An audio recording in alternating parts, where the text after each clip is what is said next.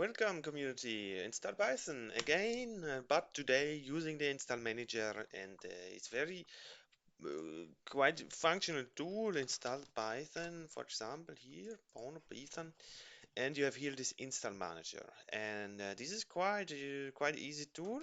So we'll try to do it now with this. I didn't have Python installed now, and now we will, for example, reinstall and launch. So this will open this kind of interface in your.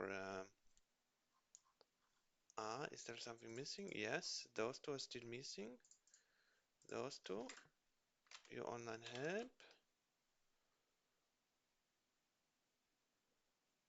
I'm a little bit confused. Reinstall.